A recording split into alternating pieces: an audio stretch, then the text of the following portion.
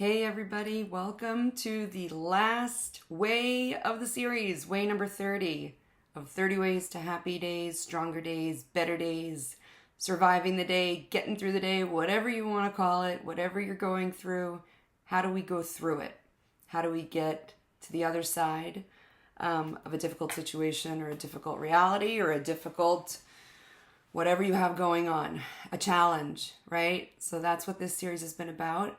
And number 30, I want to talk about how what we surround ourselves with matters. The structures we have in our life matters.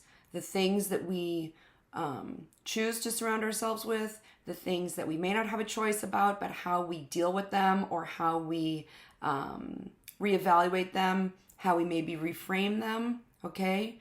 These are ways to incorporate the strengths that we've been talking about in this series, okay, is to have an environment, both physically environment, but also, by deliberately choosing what you think about to the best of your ability to increase the likelihood of having positive emotions, those feelings we talked about at the very beginning of these recordings, okay? And so these are things that might seem small, they might seem insignificant, they might seem like, what's the big deal? But they, over time especially, the more you make it a habit to surround yourself with positive truth in physical and audible and other structures, which I'll get into the specifics, the more it will influence your experience of the life that you're living.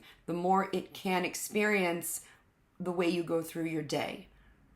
It's a way to get the support you need. It's kind of like your support team when you choose structures, things, objects, movies, music, friendships, work environment, choices around how you spend your free time.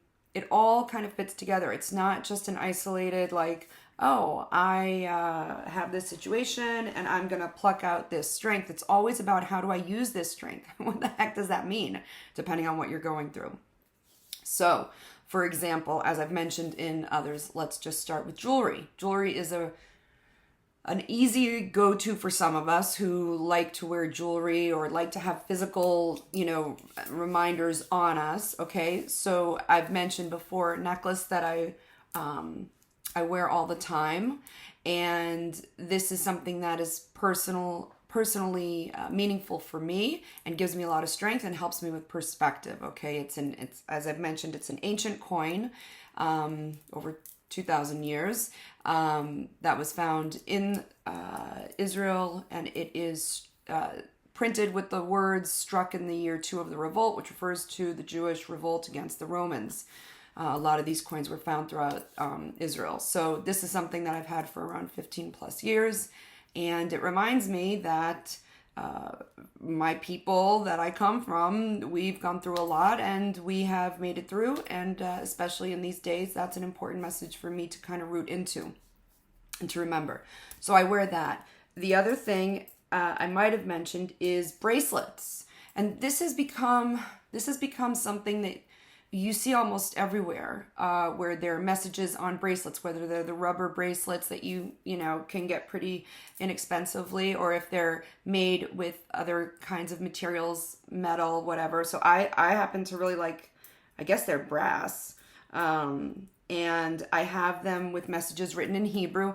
One I've gotten on Amazon, another one I've gotten on Etsy. All you need to do is, thank God for the internet. For good and for bad, but let's use it for good. So there are plenty of jewelers and artists and creators out there who are creating wonderful things that can support you in your journey. So I have one that says Gam Ze Ya'avor, which is Hebrew for "this too shall pass," which is attributed to King Solomon. All right. And it was something, if I'm remembering correctly, that he had on a ring that he would wear to remind him when things are good, just remember, this too shall pass. And when things are not so good, just remember, this too shall pass, right? May it all, if it's bad, may it all pass gently and easily and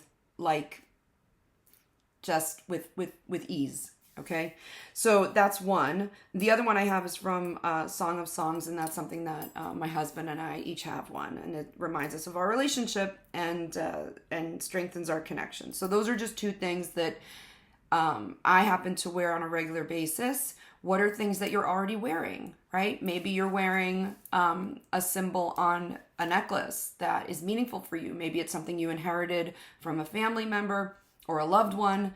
And so that reminds you of them and what they stood for.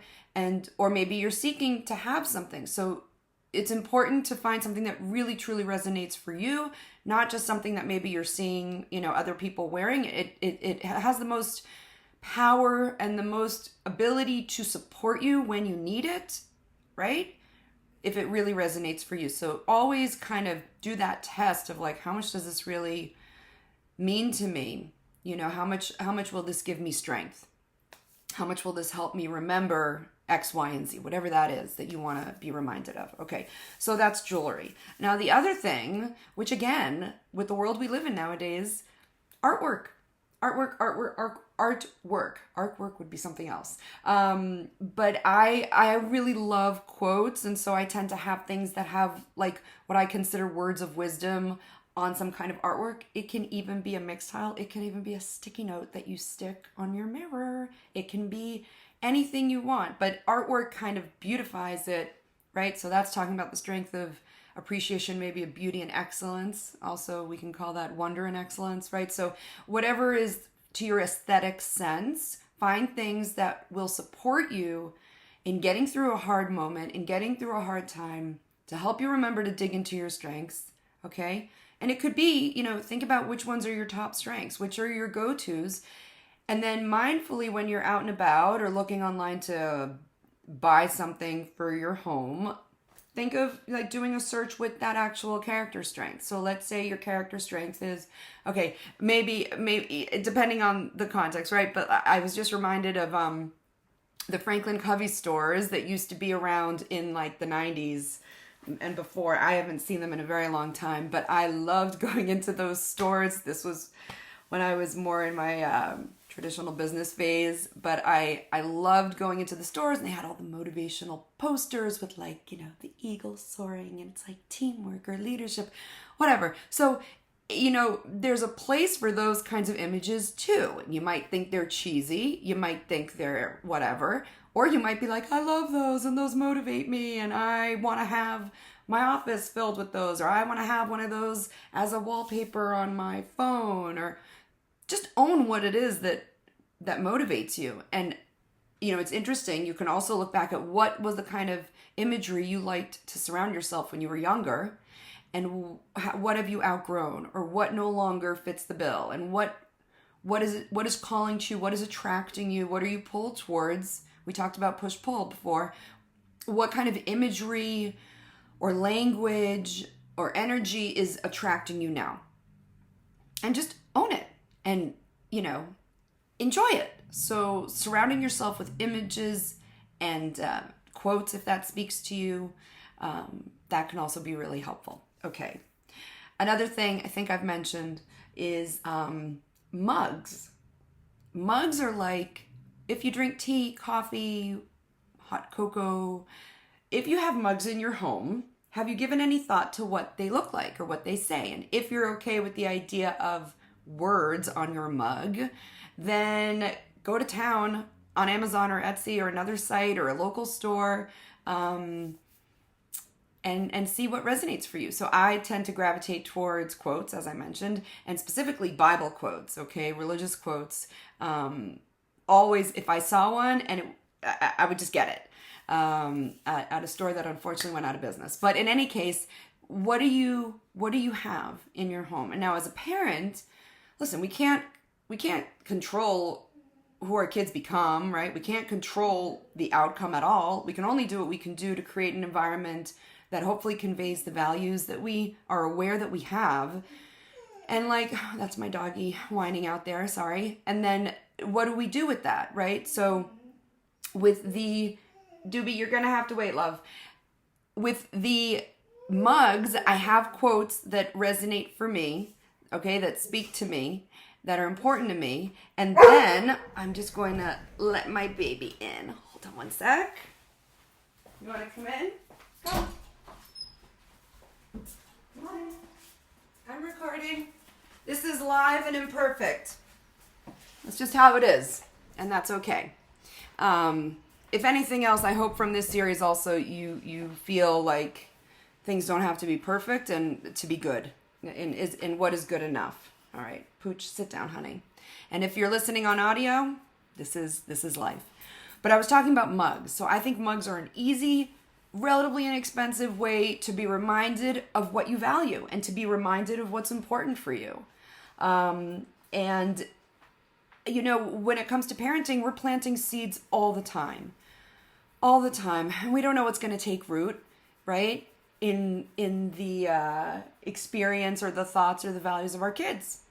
But mugs are a great way. So that's another structure that I wanted to be sure to point out. Basically, you want to surround yourself with what you consider the good. And as I've mentioned, there are definitions of good that I think we can agree on. And so the easiest way would be that which celebrates life. Okay? Life. Let's just start with life. Life and truth. Okay? Life and truth. You stick with those, we'll have some pretty good goodness. Life, truth, and creativity. To create, not to destroy. Let's see what we can create in our lives. What can we shine creatively in our lives? Okay. So the other thing is our brains are pretty powerful. Okay? Our brains are pretty powerful, and we can remember a lot. Even if the older we get, maybe we're like, what did I come into this room for? I know there's a lot of jokes about that. But in any case, what have you memorized? And when I say that, for me, I think about song lyrics or movie lines. Okay? And how helpful is the music that you listen to? So maybe when you were at a different stage, you were listening to music that was important for you then, but maybe now it's not as helpful. I would like to posit that music matters, the lyrics matter, the content matters, the energy of the music matters. And especially because we're so plugged in with our earbuds or whatever they're called, our earphones, headset, it's like sending in messages to our brains all the time. So be aware of what you listen to and choose that which will, raise your vibe, like more high energy, or if you don't want to be high energy, like a calming, supportive quality of music. Okay?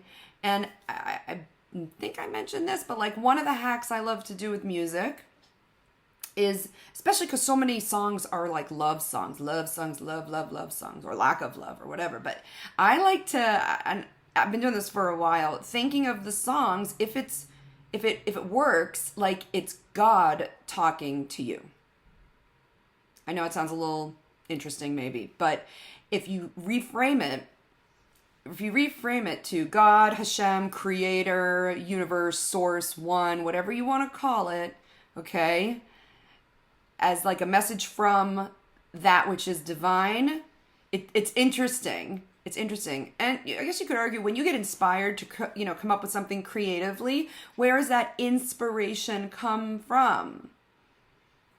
So, is it just a product of everything that you've learned and experienced? Maybe. Maybe there's some kind of like spiritual, soulful inspiration there too. And where does that come from? So things to think about. What music, what movies, oh my God, what movies? What movies are we surrounding ourselves with?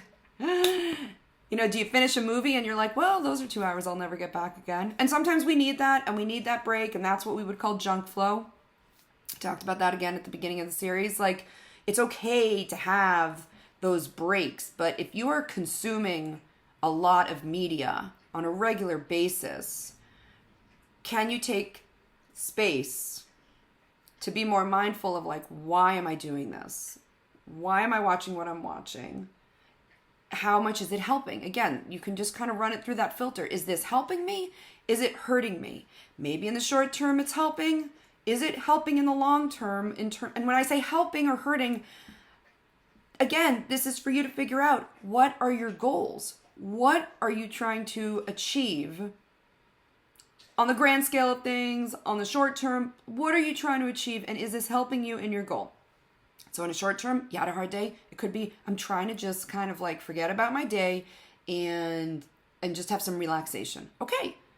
But when you approach that mindfully as opposed to on automatic pilot, the same thing could be with food, right? The same thing could be with other stimulants or thingies that you use. Like the only question is, are you mindful of it? And is it helping you or hurting you? And is it going to help you when you need that support to get through a hard time? And that is for you to figure out and to just be mindful of. That's it. Mindful, self-aware, and then make decisions. And it could be that like right now, I know it's not the best for me, but this is what I feel I need, or it's too stressful to like work on getting over that, whatever it is. But maybe in the long term, you know that would be something you would like to change. And even that awareness that this is something you would like to figure out for down the road is still valuable. How can you support yourself with your strengths right now? How can you support yourself with your environment right now? With the things you listen to, with the things you consume, with the things you surround yourself with? Speaking of which, how are your relationships? Okay? I mean, it might be a little weird to think of relationships as structures, but like the structures in our life, the things that we have, the scaffolding that holds us up when we are falling down. How are your relationships? Are they supporting you? Okay? Are they supporting you? And so the way strengths, tie in there is, are you able to be using your strengths in those relationships? Are you at your best in those relationships? And this is, veering into other conversations, but like the Gottmans talk about fondness and appreciation, at least in an intimate relationship. And it would be true also for friendships. Like, are you fond of your friends? Do you feel like they like you? Is there fondness there? Do they appreciate you? Do they judge you? Are they critical of you? Right? How much of it is criticism and judgment versus acceptance, fondness, appreciation, just like being around them? Okay? So that can be a painful process and that can be a painful exercise. But again, the truth, what is it? The truth will set you free. It doesn't mean that it's like, you start here and you end up like, woohoo, all's good. Rainbows and butterflies and unicorns. And sometimes there's a lot of weeds to get through. And that is okay because you are wonderfully made, right? You are wonderfully made. And once we embrace that we are wonderfully made and understand what the heck does that even mean? And how do I know that? And understand what is true and what is maybe some gunk. What is true and maybe what are just layers of schmutz. That's, schmutz is like a Yiddish word for like, not garbage, but like mud or like dirt or like, if it's just experience, what is true is in your core. Who you are is not a mistake. You being here is no mistake. What are you going to do with it? Okay. And how are you going to support yourself while you figure that out? Or if you've already figured it out, as you go forward. So this is again where the structures help. So friendships, relationships, work environment, school environment, how are those working out for you? And if you can't change them or leave them, how can you change yourself? And that's maybe where reframing comes in. And I don't mean change yourself like, not be authentic or not be true to you, but the question is reframe.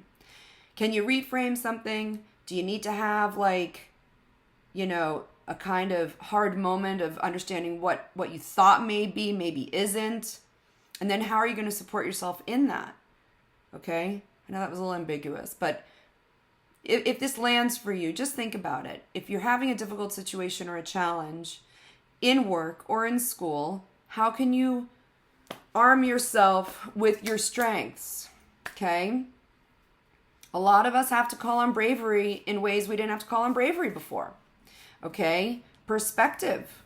Okay? So just think about it.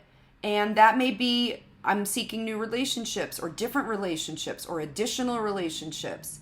I'm reevaluating and I am going to use my critical thinking skills to better understand a situation or an opportunity, right? So these are all strengths that you get to call into, all right? So that's within the environment. And being supported in the environments that you're working in or studying in is really, really important. Really important. In addition to in the home. Okay. And then, yeah. So I think I hit everything. I'm just looking at my notes here. Oh, a big one. Like, do you have anything memorized? So some things over time you just memorize, right? Song lyrics are one. And quotes, depending, on your experience from the Bible or from other sources or other texts, can also be really, really helpful. So I might not pronounce his name right, but there's a poet, Rainer Maria Rilke, okay, that I was introduced to by a friend way back 25 years ago, and it was this one line about living the questions, right, as if they were books. And I don't have the whole quote. It's a very famous quote. It is a quote that I literally put on paper. I even have it somewhere here, and I had it on my wall, and I read it every day, multiple times a day. But the line that I then programmed into my phone, and back, in the late 90s, the phones were a little bit different, but it said, live the questions, live the questions, live the questions. And I was someone who wanted answers like yesterday and wanted certainty and control. And that is out the window. So the sooner we understand that we don't know what's coming, we can only do what we can do. And the question is, do we have the tools, the wherewithal, the strengths to deal with whatever life is going to throw our way? Right? And hopefully make as good choices as we can in the process. So that for me is an example of, I obviously didn't memorize the entire quote, but that live the questions is drilled in my brain. So what else is drilled in your brain? And is it helpful or not? Okay. And again, books are wonderful. So think about the books that you are familiar with, and think about books you may have heard of, and what books that will help you. And there's a lot in, one of the best-selling books of all time, and books that have stemmed from that or built around that. And you know where I'm going with that, and that is Torah, aka the Bible. There's a reason some things have lasted for so long. And if that's something that you've never read, I'm not saying go read the Bible. But if you've never read anything related to religion, because religion has gotten, and I don't even want to say religion, because religion is complicated, but there's truth as we understand it, as we've experienced it. There are things that resonate, and then there are ways that they get interpreted. So all I'm saying is, if we're seeking and valuing truth, if we're seeking and valuing goodness, if we're seeking and valuing light and love and all that good stuff and strength, can you be open to sources you may not have been open to before?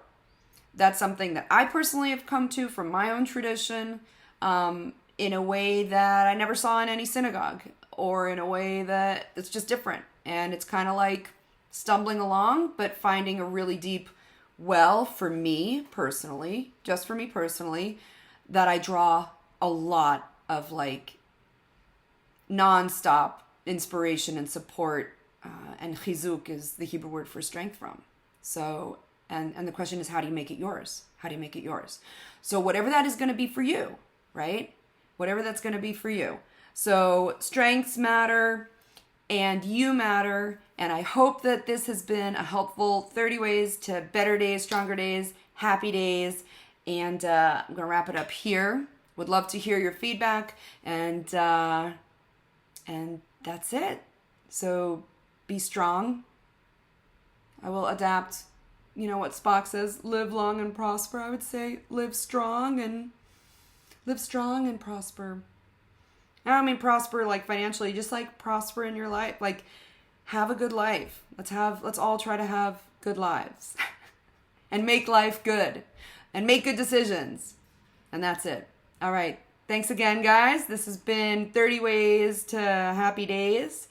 And may we have happy days soon, on all levels. And may we get through our days with more grace and ease. And that's it. I'll see you later. Bye.